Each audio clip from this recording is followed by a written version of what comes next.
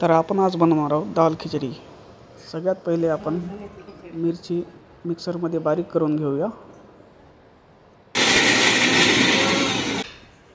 त्यानंतर कुकरमध्ये 3 पळी तेल टाकूया।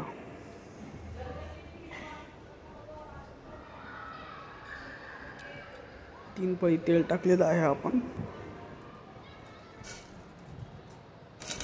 त्यानंतर जिरे मोहरी टाकूया। त्यामध्ये तेल गरम झालेलं आहे। त्यानंतर बारीक केलेली मिरची टाकूया त्यामध्ये।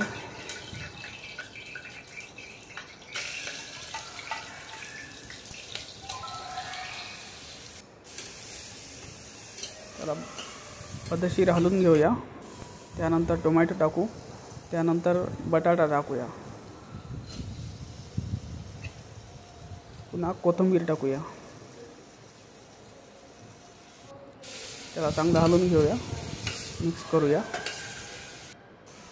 त्यानंतर आपण डाळ आणि तांदूळ टाकूया। त्याला पण एकदा मिक्स करून घेऊया। मीठ टाकून पाणी टाकलंय बघा। आता छान याला मिक्स करूया। आता उकळत आहे, 10 मिनिटात रेडी होईल। आता रेडी झालेली आहे खिचडी। त्यासोबत आपण बाजूला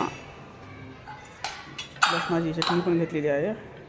खिचडीचा वास एकदम छान येतोय, खमंग।